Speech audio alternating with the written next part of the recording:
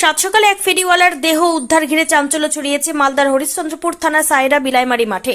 খুন নাকি এই মৃত্যুর পেছনে অন্য কোনো রহস্য রয়েছে তা খতিয়ে দেখছে হরিশ্চন্দ্রপুর থানার পুলিশ।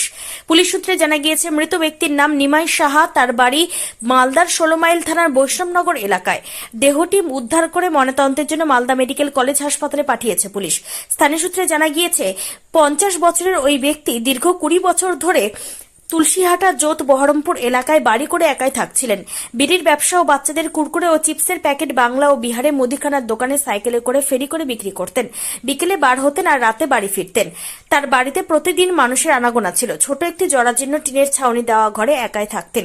তবে এলাকার মানুষের সঙ্গে বেশি কথা বলতেন না। আজ সকালে স্থানীয় বাসিন্দারা মর্নিং ওয়াক করতে গিয়ে দেখে রাস্তার ধারে জমিতে একজন মৃত অবস্থায় পড়ে রয়েছে। এরপর হরিশ্চন্দ্রপুর থানার পুলিশকে খবর দেওয়া হয়। পুলিশ গিয়ে মৃতদেহ উদ্ধার করে।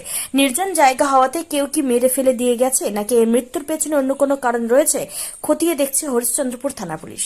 অ্যাকচুয়ালি মনোরপুর সাইরা থেকে নিয়ে তুলসিয়াটাগামী রাস্তা, পিএমজিএসআই রাস্তার পাশে এরকমের একটা মর্মান্তিক একটা হত্যাকাণ্ড হয়েছে রাতের বেলা।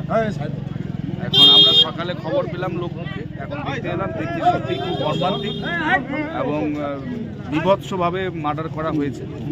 পুলিশ এসছে, এখন পুলিশ তার এনকোয়ারি করবে, সততা যাচাই করবে।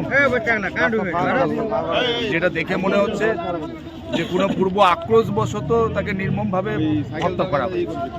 এখন এর পিছনে কে আছে, কারা আছে, পুলিশ তদন্ত করে নিশ্চয়ই বের করবে। এই ব্যক্তিরা কি এলাকারই না বাইরের কথা বলে? এখন এই পর্যন্ত সঠিক তথ্য পাওয়া যাচ্ছে না। কেউ বলছে বাইরের মুর্শিদাবাদের ফেরিওয়ালা, যারা ফেরি ওই ফুরকুরে এলাকায় বিক্রি করে। এইভাবেই একটা সঠিক তথ্য এখনো পাওয়া যায়নি। এখন দেখা যাচ্ছে, দেখি কোথাকার। সে দেহের আশেপাশে কিছু পড়ে রয়েছে কি? দেহের আশেপাশে তো এখন আমরা ওর সাইকেলটা নিয়ে ফেরি করে বিভিন্ন ফুরকুরে বিক্রি করে, সেই সাইকেলটা রোডে রাখাই আছে। তার মুখটা বিভৎসভাবে থেতলানো রয়েছে, মনে হচ্ছে কিছু কেমিক্যাল দেওয়া হয়েছে।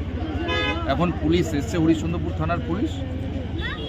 এখন পুলিশ ইনকোয়ারি করেই বোঝা যাবে যে আসল ঘটনাটা কিভাবে মার্ডার হলো বা কারা এর সঙ্গে যুক্ত।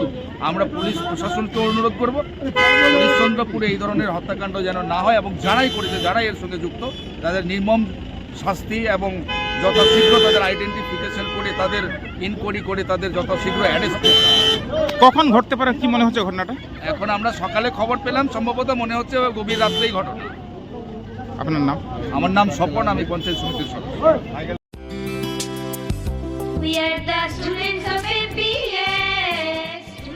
ঘটি চলিতেছে Shivam education and social welfare ট্রাস্টের পরিচালিত অরঙ্গবাদ পাবলিক স্কুল। এটি একটি বাংলা মাধ্যম আবাসিক অনাবাসিক শিক্ষা প্রতিষ্ঠান।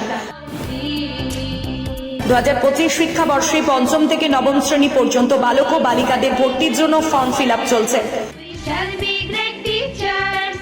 ফর্ম পূরণের শেষ তারিখ 22 অক্টোবর 2024। ভর্তির পরীক্ষা 27 অক্টোবর 2024 রবিবার দুপুর 12টা। অরঙ্গাবাদ পাবলিক স্কুলের জঙ্গিপুর শাখা, মিয়াপুর ক্যাম্পাসে বালক ও বালিকা বিভাগ, তালাই ক্যাম্পাসে বালক বিভাগ, লালগোলা ক্যাম্পাসে বালিকা বিভাগের জন্য অনলাইন অথবা অফলাইনে ফর্ম ফিল আপ করুন। স্কুলের বিষয়ে বিস্তারিত জানতে ফোন করুন 7501593336 বা 8617369044, 9593494785, 8926686155। We are the family of Shivam.